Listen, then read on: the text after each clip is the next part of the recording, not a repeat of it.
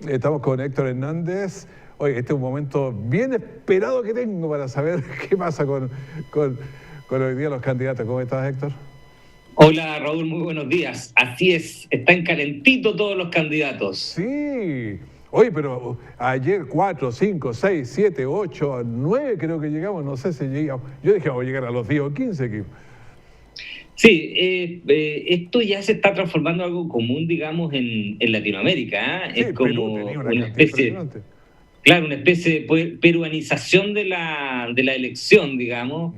En algún minuto hablamos de la argentinización de la política chilena, como sinónimos, digamos, de ciertos malos hábitos en la actividad política, no necesariamente como buenos conceptos, sino como malos hábitos, pero que también demuestran un interés que hay por la presidencia del país, que no deja de ser también interesante. Es la expresión de la democracia y así funciona la democracia representativa, precisamente donde todos se sienten con derecho a representar los intereses y la voz de los demás. Oye, ahora, ¿cómo se nos cambia el panorama? Pero partamos por los presidenciales, digamos, porque ahora no son 4, 5, 6, pero son muchos. Sí, a ver, desde ese punto de vista, el panorama político se pone más líquido, más voluble a lo que van a hacer ahora esta, digamos, capacidad que van a tener los candidatos de conquistar el voto, porque efectivamente hay algunos candidatos que son muy similares entre sí. Definitivamente la más complicada, creo yo, en este minuto es Jasna Proboste, que va a tener que, por obligación, diferenciarse tanto de Gabriel Boric como de Marco Enrique Minami Meo, en sus posturas, porque aparecen como candidatos que están en el mismo espectro de sintonía ideológica y política. Definitivamente, ya lo dijo en su minuto Pablo Narváez, ellos se iban a tomar el cafecito después de las elecciones porque hay sintonía.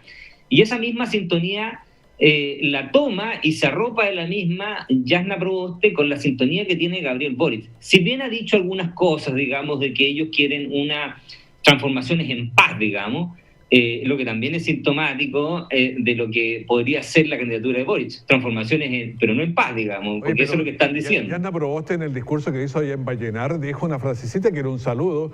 A ver, yo no voy a ir a improvisar, dijo. Entonces, esa florcita va a la maceta de Boric. Claro, por supuesto, eso es en el fondo tratar de diferenciarse, porque en el fondo en el discurso, en los temas que están planteando son muy similares. Y eso también es sintomático de lo que fue y de lo que puede ser, digamos, la campaña que se le va a hacer en contra de ellos dos, porque recuerda que el gran perdedor de la primera elección primaria que tuvimos, las legales, fue Daniel Jadwe. Y el gran motivo catalizador de votación que tuvo Boric fue el miedo a Jadwe, o sea, el miedo al comunismo. Por lo tanto, si Boric recoge parte importante del programa del comunista Jadwe, evidentemente, y hay similitudes con el programa Jasna Proboste y Meo, es un programa que está empapado, arropado del planteamiento del Partido Comunista. Evidentemente eso se lo van a sacar a traslucir los que están en la vereda del frente, Claro. todos los otros candidatos. Por lo tanto, bueno, insistir, la que tiene muy difícil el camino es Jasna Proboste, porque primero tiene que diferenciarse y segundo tiene que mostrarle al mundo moderado que no tiene los mismos planteamientos del mundo comunista que fue derrotado en la elección con Boric. Pero Jasna Proboste va a tener que diferenciarse de Meo, que le viene a quitar votos. Uno dice, Meo, 5, 8, 10%, lo que sea, son votos que le quita. Por supuesto. Ahora, yo tengo la impresión de que va a tener menos votación. Meo está muy golpeado. Yo creo que incluso lo de Meo es algo medio... aquí hay una cuestión, digamos, enfermiza, creo yo, y lo digo con mucha responsabilidad porque Meo no tiene una base electoral que haya cultivado durante este periodo de tiempo, no tiene parlamentarios propios. El único parlamentario que formaba parte de, digamos, el PRO, digamos, era Alejandro Guillé, que Alejandro Guillé se descindió, digamos, de la vieja concertación del Partido Radical, que tampoco era radical, pero estaba en cupo radical. Entonces, el PRO no es un partido que tenga relevancia política ni en concejales, ni en alcaldes, ni en diputados. Entonces, creo que lo de Meo es más que nada una cuestión casi enfermiza, vuelvo a insistir, de mantenerse en la cresta de la ola yo me imagino que él presupone un apoyo internacional, que él trató de levantar una figura internacional con su liderazgo del Grupo de Puebla, con sus asesorías a Aníbal Fernández en Argentina, que le ha ido pésimo.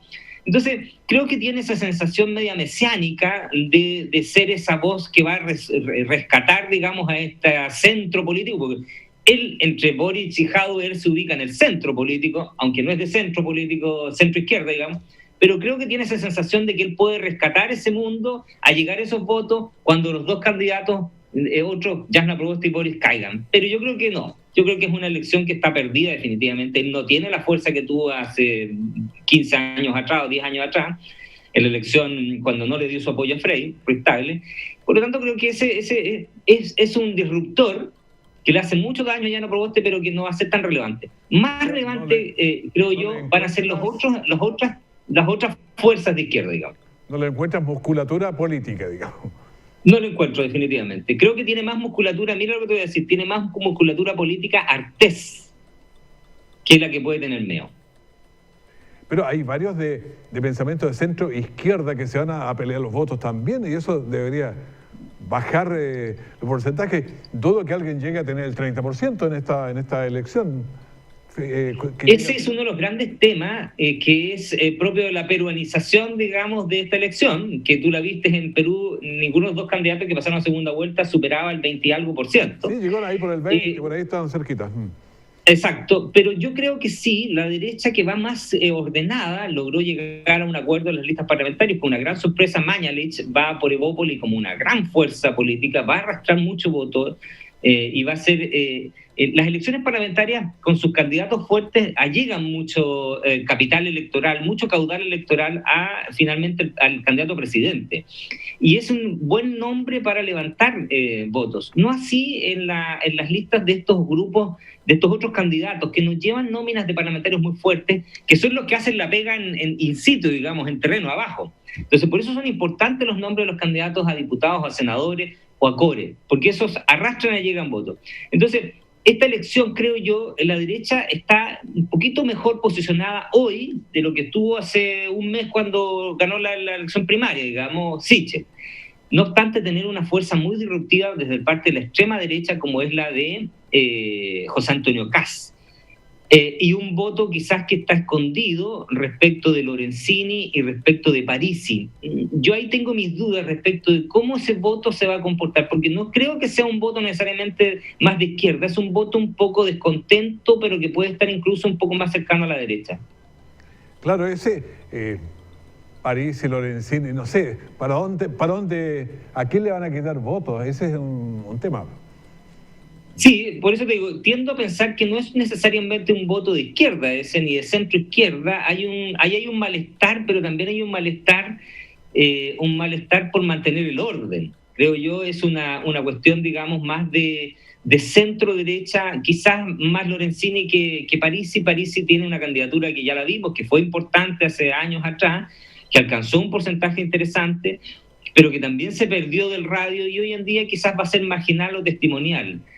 Pero no deja de ser interesante algunas de las cosas que plantearon en los programas. Fíjate, no sé si tú pudiste leer que fue muy jocoso, parece, el programa de Lorenzini, pero no es tan tonto el programa de Lorenzini, y demuestra una visión de futuro que estoy seguro que algunos de los políticos que llegue finalmente a la papeleta en la segunda vuelta va a recoger. No sé si pudiste ver el programa de Lorenzini. No lo leí, no. Bueno, plantea cosas muy extravagantes, digamos, da la impresión que son muy extravagantes, como los viajes al espacio de los niños menores de 3 años, digamos, de los niños, como que te va a regalar una saltadora para hacer ejercicio, cosas muy curiosas. Pero fíjate que el discurso de Lorenzini, que parece muy jocoso, es un discurso de la nueva era. Posiciona los temas en el futuro. Y eso estoy seguro que algún candidato lo va a recoger. Suenan muy a locuras y tonteras, digamos, pero en el trasfondo de ese discurso está el discurso de la modernidad, está el discurso de lo que se nos viene en el futuro, está el discurso del cambio climático y está el discurso de la disruptivo que son la inteligencia artificial y de cómo mucha gente va a quedar sin trabajo. Entonces trata de adelantarse a eso. Evidentemente no alcanza para hacer un programa de gobierno y es muy jocoso, pero te aseguro que más de algunos de esos temas van a estar en los programas. Y lo que hacen estos programas es correr la vara, correr en la línea, digamos, adelantarla. Y ya vimos, cuando hablábamos del tema del sueldo ético, ya sabemos que nadie en Chile, estoy seguro, ningún candidato va a proponer un sueldo inferior a los 450.000 pesos. Le pega. O una pensión inferior al sueldo mínimo. ¿Y eso fue producto de qué? De que se fue corriendo la línea por toda esta propuesta de los candidatos. Ahora, por ejemplo, Jana Proboste nos ha entregado su programa de gobierno, puede meterle varias cosas, o sea, se puede acomodar para allá, para acá un poquito. Sí, y como decía, que ella lo tiene muy complicado porque el programa de ella va a ser la gran incógnita. ¿Para dónde se va? ¿Se va más a la derecha o se va más a la izquierda? ¿Trata de mantener sus votantes de la izquierda o trata de ganar y abrir espacio hacia la derecha? ¿Y cómo lo hace eso? Eso lo hace con propuestas.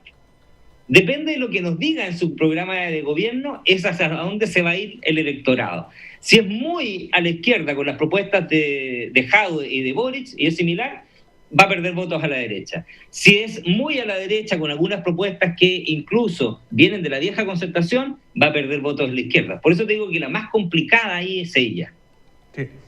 Bueno, y en los demás, por ejemplo, en diputados, aquí en la zona Nova Durán, lo que ya es un... ¿Qué pasó? Sí, fruto de las negociaciones típicas y de que la política es sin llorar y es dura. Y uno lo siente mucho porque yo lo conozco a Francisco, somos viejos conocidos amigos, me podría decir que hay afectos, digamos, y era un candidato joven con mucha proyección, pero que forma parte de la política que, como decíamos, es sin llorar, y a veces funciona así la política, es dura, es dura. Y yo creo que es un liderazgo que hay que mantener, hay que cuidar esos liderazgos y hay que seguir trabajando. La política es así de largo plazo a veces. Pero los demás candidatos en general hay rostros nuevos, hay rostros típicos, conocidos y repetidos, digamos, que forman parte de los cuadros políticos tradicionales. No hay necesariamente muchos rostros independientes, los independientes están por fuera de pacto. Hay una colega joven que he señalado que está también de candidata. Lo más probable es que esos liderazgos también lleguen a algún tipo de votación interesante. Pero esto demuestra una cosa también, vamos a ver una cosa con esto, Raúl, y quizás con esto termino, digamos. Vamos a ver si los partidos políticos siguen teniendo la masa muscular, que es importante porque los partidos políticos son la esencia del sistema político democrático. Las democracias que se asientan solo en liderazgos independientes tienden a caer en los populismos, y los populismos no le hacen bien a nadie. Es importante que la musculatura de los partidos políticos se mantenga, resurjan, porque es ahí donde está la base de la democracia representativa. Héctor Hernández, la verdad es que estaba esperando este momento para este pelambre político. Vamos a ver cómo se estaban dando las cosas. Así que muchísimas gracias. No, gracias a ti. Un saludo cordial. Que estén muy bien. Adiós.